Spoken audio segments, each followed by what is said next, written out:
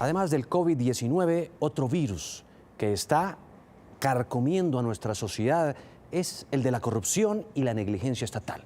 Aquí en Bogotá, el negocio del espacio público y su explotación sigue siendo uno de los principales focos de abuso. Rosalba Jazmín Cabrales es la personera encargada de Bogotá. Nos acompaña esta hora de la mañana. Qué gusto tenerla, personera. Buenos días, Juan Diego. Bienvenida a Noticias Caracol. Gracias. Estamos muy pendientes de la noticia que pueda producirse desde el Instituto Nacional de Salud por las nuevas medidas que anuncia el gobierno ante la epidemia. Usted me perdonará si tengo que interrumpirla. Sí, señor, no hay problema. Solamente para que lo tengan presente nuestros televidentes. Pero hablemos de la grave denuncia que hace la Personería de Bogotá frente a este tema que aquí en Noticias Caracol sí que le hemos puesto el ojo. Sí, señor. Juan Diego, tenemos 1.450 predios que pueden ser aprovechados de espacio público en la ciudad, de los cuales solo 67 están siendo efectivamente utilizados, ¿cierto? El Departamento Administrativo del Espacio Público es el encargado, el DADEP, de vigilar y hacer seguimiento a esta utilización del espacio público, pero el DADEP utiliza una figura que se llama los CAME, que son los contratos de aprovechamiento y mantenimiento de espacio público. Estos CAME se suscriben con Junta de Administración Comunal y con asociaciones sin ánimo de lucro. Suena bien la figura legal, sí, y todo lo demás, pero por estos 67 contratos que actualmente están siendo suscritos o que fueron suscritos, el distrito está invirtiendo 760 millones en la supervisión del mismo.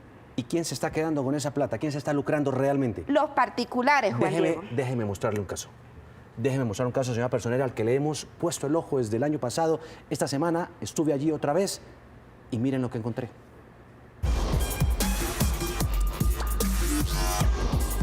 Hacer puentes donde no hay ríos. Esto es un robo. Robo. Sí. Es una estafa. Todos se lo roban. Y sacaron el negocio socio. Estoy pisando espacio público. Este parqueadero es de la ciudad. Venía siendo administrado por la Fundación Forja desde el año 2013. En diciembre pasado el distrito se lo quitó porque el contrato había vencido ya desde febrero de 2019, pero unas semanas después vuelve a ser administrado por la Fundación porque el contrato no se ha liquidado. Vuelve a perder una batalla legal la administración distrital. ¿Por qué será que siempre es el ciudadano el mal parqueado? ¿Recuerdan a la directora del espacio público de la alcaldía de Peñalosa? No tiene por qué pagar porque este parqueadero ya no tiene contrato de administración y mantenimiento. Quiso en diciembre tratar de recuperar el parqueadero, pero el representante legal de la Fundación Forja le ripostó advirtiendo que el contrato no se había liquidado, como señala esta cláusula. Estamos debatiendo una cláusula penal de 300 millones de pesos. Además, denunció un presunto conflicto de intereses de la funcionaria, puesto que fue socia de una compañía que contrató con City Parking. Probablemente tenía unas relaciones con los originadores. Empresa que ahora quiere hacer aquí unos parqueaderos subterráneos, explotarlos por casi 30 años y a cambio darle a la ciudad en la superficie áreas y espacios lúdicos para el vecindario. Pasando esta alameda encontramos esa segunda bahía de parqueaderos. Son dos administradas por la misma fundación, Forja. La guerra entonces pasó de los estrados judiciales a la propaganda callejera. Primero fue la Defensoría del Espacio Público poniendo estas vallas. Días después contraatacó la Fundación Forja y puso las suyas. Además, empapeló las casetas con decisiones judiciales. Mientras tanto, sigue recibiendo 160 millones de pesos mensuales. 10.250. 10.250. Si se les quita lo que invierten en esta alameda, mantenimiento, gastos administrativos, de operación y nómina, la pregunta es, ¿cuánto les queda? Si no fuera rentable, ¿por qué la talanquera? Yo creo que por lo menos le queda el 50%, ¿no? Puta, 8.700 por tan poquito tiempo.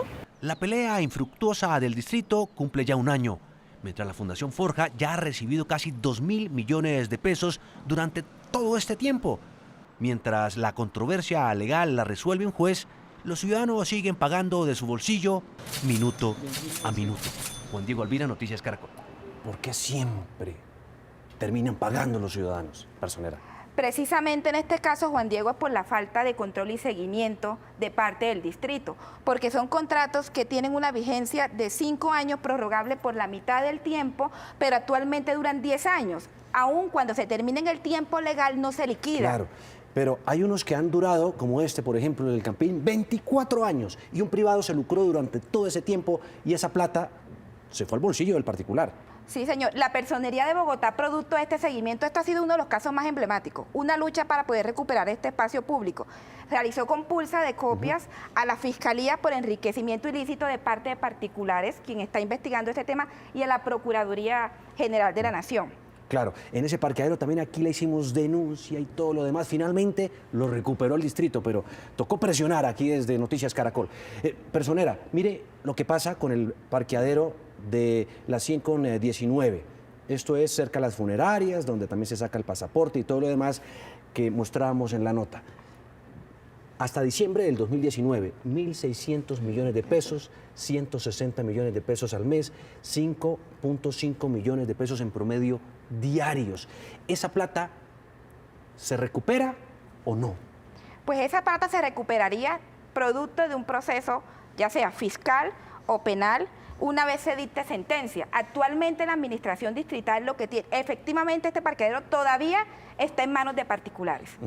Cobrando diariamente, además, un costo excesivo en este tipo de zonas, que son zonas de alta afluencia, y por eso el distrito debe hacer un acompañamiento y la Personería de Bogotá está realizando las visitas y las mesas de trabajo a ver nuevamente cómo se logra recuperar este espacio público. En Bogotá hay 2.634 parqueaderos que están en manos, algunos de ellos de particulares, son de privados, ni más faltaba, pueden hacer su negocio y todo lo demás, pero otros tantos están en manos, bueno, de particulares, pero son de la ciudad, son de los capitalinos. Esa plata debería entrar a las arcas y eso no ocurre.